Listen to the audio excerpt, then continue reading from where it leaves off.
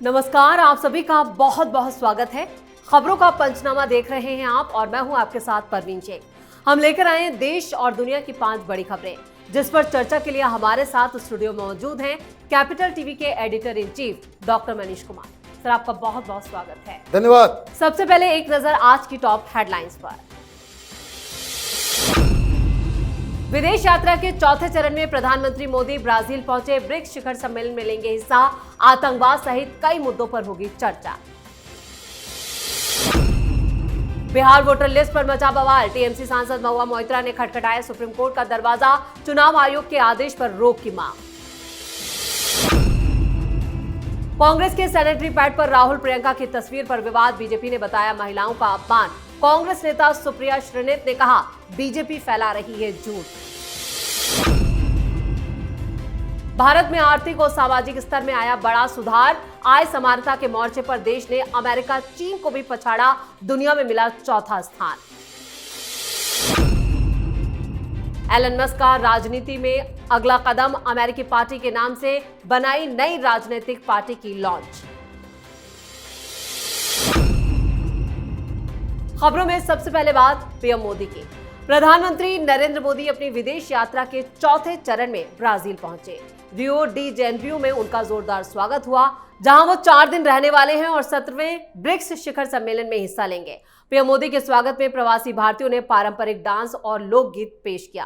खास dance performance की theme operation सिंदूर पर आधारित थे। लोग देशभक्ति गीत जो था वो देश नहीं मिटने दूंगा पर डांस करते दिखे। इस दौरान पूरा माहौल बेहद उत्साह और गर्व से भर गया, जिसे देखकर सभी भावुक हो गए। गाना खत्म होते ही पीएम मोदी ताली बजाते भी नजर आए। पीएम मोदी राष्ट्रपति लूला के साथ व्यापार, रक्षा, ऊर्जा, अंतरिक्ष, प्रौद्योगिकी, कृषि, स्वास्थ्य सहित दोनों देशों के बीच सामरिक साझेदारी पर द्विपक्षीय चर्चा करेंगे। पीएम मोदी का ब्राजील में जो भव्य स्वागत हुआ, उसका वीडियो लगातार वायरल हो रहा है। देखिए, ब्राजील एक बहुत बड़ा मुल्क भी है और भारत के साथ जिस तरीके से पहले से रिश्ते होने चाहिए वो रिश्ते कभी बने नहीं। हमने अमेरिका के डर से कभी भी साउथ अमेरिका के देशों के साथ कोई उस तरह का रिश्ता हमने नहीं बनाया। प्रधानमंत्री मोदी ये डोनाल्ड ट्रंप जो खेल कर रहे हैं ना, ये टैरिफ वो टैरिफ, उसी का जवाब देने गए हैं। साउथ अमेरिका के 2 सबसे बड़े मुल्क अर्जेंटीना और ब्राजील, इन दोनों देशों में जाकर के वो ट्रेड डील्स कर रहे हैं, वहां से व्यापार करेंगे। ब्रिक्स जिसमें रूस, China, India, south Africa, Brazil, अब इसकी प्रेसिडेंसी हिंदुस्तान को मिलने वाली है। ये 35% दुनिया के बिजनेस का जो है वो यहीं से होता है। अपने आप में एक बहुत बड़ा इकोनॉमिक एक ग्रुप है ये, और इसे एक धार की तरह इस्तेमाल करना है कि ताकि ये जो डोनाल्ड ट्रंप जो हर देश, क्योंकि इसके ऊपर भी चर्चा होगी, चीन के साथ क्या अंडरस्टैंडिंग बनेगी वो पता नहीं, क्योंकि शी जिनपिंग तो नहीं पहुंच रहे वहां पे। लेकिन रूस, China, Brazil, south Africa, India मिलके वो कोई ये जो अमेरिकन दादागिरी टैरिफ को लेकर के है, कोई बड़ा फैसला होता है तो आप ये समझिए गेम चेंजर होगा। यूरोप वाले भी, पूरी दुनिया वो एक चैन का सांस लेगी। तो ब्राजील के साथ बायलैटरल ट्रेड्स उसको बढ़ाने के लिए तो प्रधानमंत्री वहां है ही, लेकिन ब्रिक्स किस तरीके से एक नए चैप्टर की शुरुआत कर सकता है आज के माहौल में, उसका इंतजार पूरी दुनिया को है। जी, खबरों में आगे का रुख करते हैं। बिहार में वोटर लिस्ट रिवीजन पर विवाद गहराता जा रहा है। टीएमसी सांसद महुआ मोइत्रा ने चुनाव आयोग के खिलाफ सुप्रीम कोर्ट का दरवाजा खटखटाया है। महुआ मोइत्रा ने ईसीआई के उस आदेश को चुनौती दी है जिसमें बिहार में वोटर लिस्ट के स्पेशल इंटेंसिव रिवीजन की बात कही गई है। याचिका में मांग की गई है कि सुप्रीम कोर्ट इस आदेश पर तत्काल रोक लगाए और ईसी को निर्देश दे कि वो देश के बाकी राज्यों में भी ऐसा कोई आदेश ना जारी करे।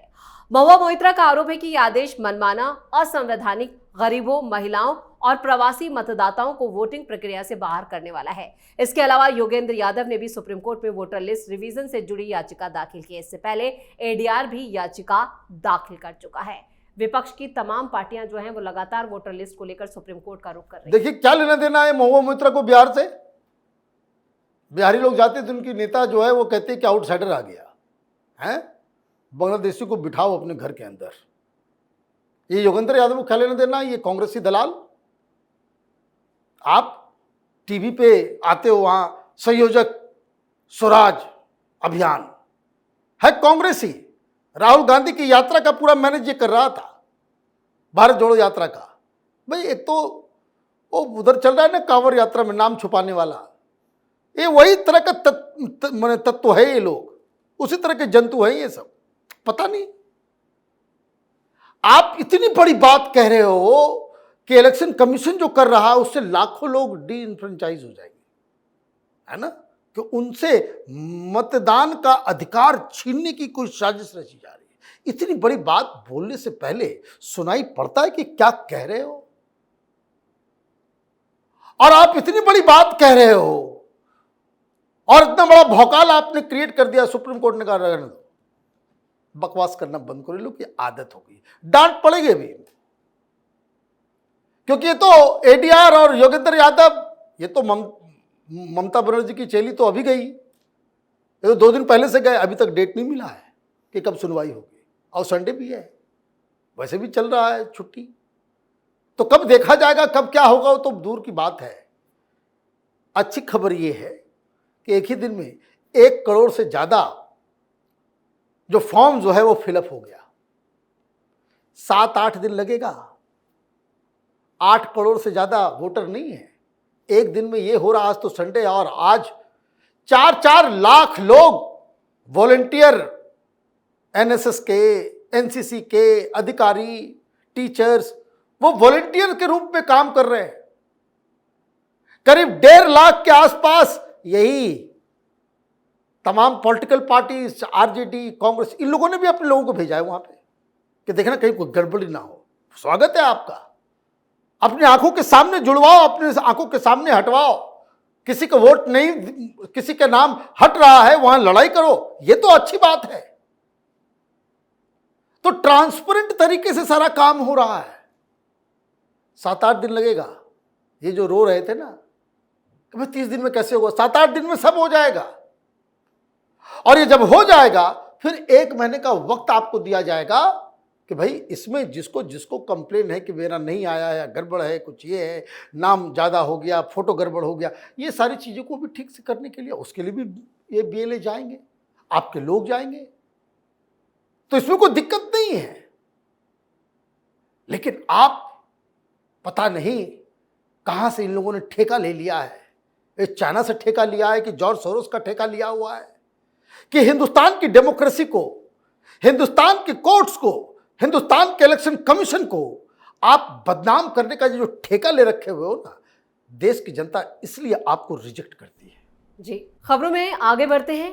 पैडमैन फिल्म ने पूरे देश में खूब वाहवाही लूटी थी और इस फिल्म से प्रेरित होकर कांग्रेस ने बिहार में नई पहल शुरू की। कांग्रेस ने कहा कि वो बिहार में 5 लाख महिलाओं को सैनिटरी पैड बांटेगी, लेकिन सैनिटरी पैड बांटने की चुनावी रणनीति विवादों में आ गई। ये सब सैनिटरी पैड बॉक्स पर राहुल गांधी और प्रियंका वाड्रा की तस्वीरों के कारण हुआ। राहुल गांधी पर महिलाओं का अपमान करने का आरोप लग रहा है। वहीं इस पर कांग्रेस नेता सुप्रिया श्रीनेत ने कहा कि भाजपा और उनके लोग एक फेक वीडियो चला रहे हैं जिसमें राहुल गांधी जी की फोटो एक सैनिटरी पैड पर लगी हुई है। ये पूरी तरह से फेक है, इसके खिलाफ कानूनी कार्रवाई की जा रही है। सैनिटरी पैड का जो विवाद है उसको लेकर अब लीगल बैटल की चेतावनी है, कानूनी कार्रवाई की चेतावनी दी जा रही है। देखिए, कानूनी कार्रवाई करना चाहिए। अगर वो फेक है तो वो पुलिस जांच कर लेगी। आप जज मत बनो ना। कोई वीडियो आ रहा है, बीजेपी कह रही है कि ये तो अपमान है, कई सारे लोगों को मैं देख रहा हूं, जो कोई भी है वो पुलिस जांच करेगी, दूध का दूध पानी का पानी हो जाएगा। लेकिन सवाल ये नहीं है, सवाल कुछ और है। वो आपने बचपन में कहानी सुनी होगी, भेड़िया आया, झूठ, अफवाह, और एक दिन सचमुच में आ गया, सचमुच में आ गया। ये सुप्रिया सुनेत्र और इस बाकी ये जो कांग्रेसी, इन लोगों ने हिंदुस्तान के राजनीतिक जो नैरेटिव है, जो संवाद है, जो डायलॉग है, जो संवाद का स्तर है, इन लोगों ने नाले में डाल दिया। गाली गलौज की भाषा आप देखिए, किसी भी कांग्रेसी प्रवक्ता को टेलीविजन चैनल में जाता है, वो बीजेपी से क्या लड़ेगा, टीवी वाले से लड़ना चालू कर देता है। जिस तरह की गंदी भाषा और जिस तरह का अफवाह आप लोग फैलाते हो, प्रधानमंत्री मोदी को क्या नहीं कांग्रेस पार्टी के हैंडल से कहा जाता है? तो कभी आपने सोचा नहीं कि आपके खिलाफ भी यही हथियार इस्तेमाल हो जाएगा? यह आपके किए कई सजा है। आप लोगों ने वो गंदगी नहीं फैलाई होती। हाँ, तुम करोगे नरेंद्र सरेंडर। हाँ, सरेंडर तो देश की सेना करती है, तो बाकी लोग जो है वो पैड के अंदर राहुल गांधी की फोटो लगा दिया। अब जांच होता रहे, जांच से कुछ नहीं होने वाला। राजनीति में एक बार इमेज गया तो गया, और पता नहीं किस शख्स ने यह आइडिया दिया। बुद्धि भी भ्रष्ट हो चुकी है भाई। बाजार से सैनिटरी पैड को खरीदता भी है ना, काले रंग का पॉलिथीन दिया जाता है कि कोई देखे ना। वो लाज है, शर्म है। तुमने वहां राहुल गांधी का फोटो लगा के वो उसको प्रचार कर रहे हो। मतलब इस तरीके से, यही कारण क्या है, ये सब राज्यसभा में घुसने वाले, चुनाव नहीं जीतने वाले दलाल किस्म के लोग सलाहकार बनते हैं, तो यही इस तरह का मिस्टेक होता है। इससे किसी का कुछ नहीं जाएगा, बस राहुल गांधी बस एक हंसी के पात्र फिर से बन जाएंगे। खबरों में अब बात भारत की बड़ी उछाल की। भारत ने विकसित देशों को पीछे छोड़ते हुए बड़ा मुकाम हासिल किया है।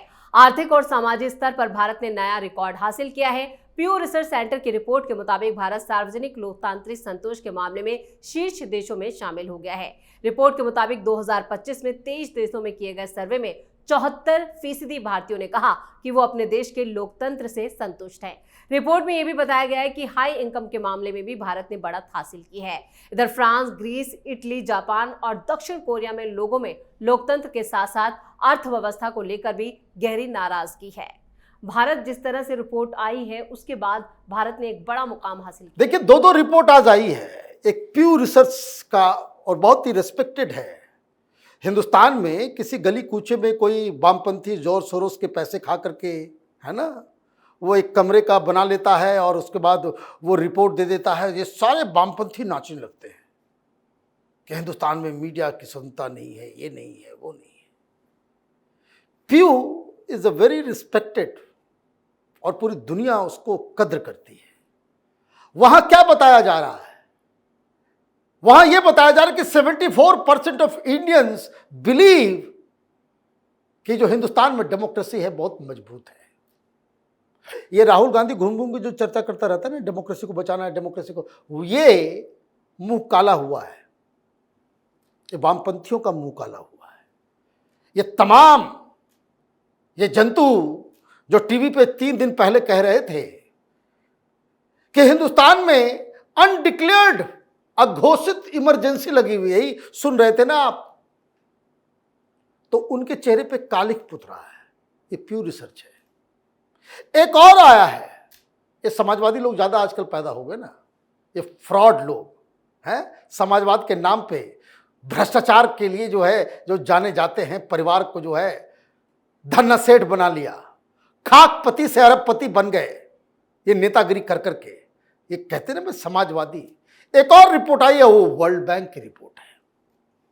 वर्ल्ड बैंक की रिपोर्ट क्या बता रही है? वो ये बता रहा है कि भाई देखिए, दुनिया में चौथे स्थान पे ये समानता, सामाजिक समानता कि गरीब और अमीर में जो फर्क, उसमें हम चौथे स्थान पे हैं।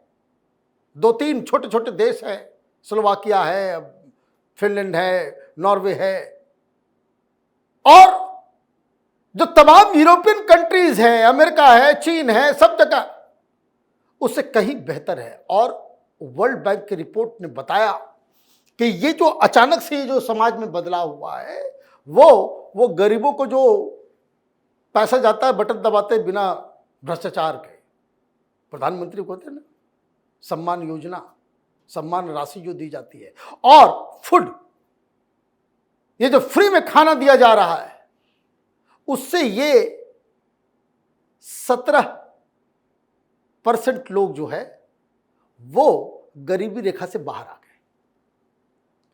ये कीर्तिमान है। तो ये जो विपक्ष, और पता नहीं कि भाई मीडिया वाले इस दोनों रिपोर्ट को एक साथ देखने की आवश्यकता है कि हिंदुस्तान की डेमोक्रेसी, उसके ऊपर भी प्यू रिसर्च का कमेंट्री है, और दूसरी तरफ समानता को लेकर के ये जो कहते हैं क्रोनी कैपिटलिज्म, ये अडानी अंबानी यही करते रहता है ना ये लोग, है ना, क्योंकि वहां से पैसे नहीं आ रहे होंगे इनके मन मुताबिक। हालांकि उसमें भी कुछ मिलता ही होगा इन लोगों को, कि ये जो सोशलिज्म का भी वो जो ढकोसला है वो वर्ल्ड बैंक की रिपोर्ट से ध्वस्त हुआ है। बिल्कुल। खबरों के आखिर में बात एलन मस्क के ऐलान की। टेस्ला और स्पेस एक्स के सीईओ एलन मस्क ने अमेरिकी राजनीति में कदम रख दिया है। उन्होंने अपनी नई राजनीतिक पार्टी अमेरिका पार्टी की घोषणा की है। मस्क ने यह घोषणा अपने सोशल मीडिया प्लेटफॉर्म एक्स पर करते हुए लिखा, आज अमेरिका पार्टी की स्थापना हो रही है ताकि आपकी आजादी आपको वापस मिल सके। एलन मस्क ने एक्स पर एक ऑनलाइन पोल के नतीजों का भी जिक्र करते हुए कहा कि जनता एक नई पार्टी चाहती है। उन्होंने लिखा कि 2:1 में आपने नई राजनीतिक पार्टी की मांग की और अब वो आपके सामने है। पोल में 1 मिलियन से ज्यादा लोगों ने हिस्सा लिया, जिसमें 65.4% ने नई पार्टी के विचार का समर्थन किया। राजनीति में मस्क की एंट्री कैसे देखेंगे? देखिए, एक बात समझिए, इनकी अपनी फैन फॉलोइंग है, पैसा है, रिसोर्स है, आइडिया है, यूथ के बीच एक एक्सेप्टेंस है। लोग उनको एक कर्मयोगी की तरह देखते हैं कि भाई ये काम करके इसने एस्टैब्लिश किया, दिखाया है। तो ये जो बाकी दुनिया में भी, जैसे हिंदुस्तान में है ना, बड़े बड़े नेताओं का बेटा बेटी सब जी, वो बात उसमें नहीं है। Is a self made man. तो एक बात तो वो समझ लीजिए, सबसे इंपॉर्टेंट, वो एक्स का भी मालिक है।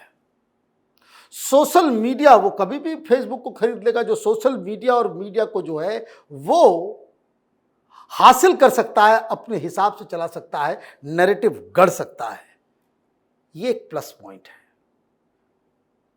और सबसे बड़ी चीज कि जो अमेरिका के अंदर लोगों को यह फ्रस्ट्रेशन हो रहा है कि चाहे वो डेमोक्रेट्स हो चाहे रिपब्लिकन हो, पॉलिसीज में ज्यादा कोई फर्क नजर नहीं आता। सब वैसे ही डीप स्टेट के जो है कठपुतली की तरह काम करते हैं, और बहुत ही पुराना जो तरीका जो है उनका बदला ही नहीं है। लोग बदलाव चाह रहे हैं, लोग जो है वो कुछ चेंज चाह रहे हैं। भविष्य में कैसा समाज होगा उसको लेकर के कोई विजनरी लीडर चाहिए, और उस एरिया को बड़ा फिट करते हैं एलन मस्क। लेकिन ये सफिशिएंट नहीं है। अमेरिका का सिस्टम जो है वो बहुत ही पेचीदा है। ऐसा नहीं कि भाई हिंदुस्तान की तरह बस केजरीवाल एक आया, फ्रॉडगिरी करना चालू किया, झूठ बोलना चालू किया, लोगों को बहकाया, फुसलाया, बहलाया और नेशनल पार्टी बन गया, है ना। वहां का सिस्टम 2 पार्टी सिस्टम को ही वो ध्यान में रख करके उसको बनाया गया है। पहले भी बहुत बार कोशिश की गई 3rd पार्टी को लाने के लिए, लेकिन वो सक्सेसफुल नहीं हो सका। कारण क्या है कि हर राज्य में आपको संगठन खड़ा करना पड़ेगा, हर राज्य में आपको लीडर देने होंगे, हर राज्य में आपको कार्यकर्ता देना होगा। 50 राज्य है। ऐसा नहीं चलेगा कि 2-3 राज्य में जो है आप जो है खड़े हो गए, उसके बाद जोड़ तोड़ राजनीति कर रहे हैं ना। हर जगह आपको कॉम्पीट करेंगे तब जाकर के आप यहां कुछ कर पाएंगे। अदरवाइज बड़े बड़े लोगों ने कोशिश की, लेकिन बस फर्क इतना है कि इस आदमी के पास समर्थन भी है, रिसोर्स भी है और मीडिया का पावर भी है। तमाम जानकारी के लिए और सटीक विश्लेषण के लिए आपका बहुत बहुत धन्यवाद। धन्यवाद। खबरों का पंचनामा में आज के लिए इतना ही। देश और विदेश की बाकी खबरों और उनके सटीक एनालिसिस के लिए देखते रहिए कैपिटल टीवी। वीडियो को लाइक करें, शेयर करें और कैपिटल टीवी को सब्सक्राइब जरूर करें। धन्यवाद।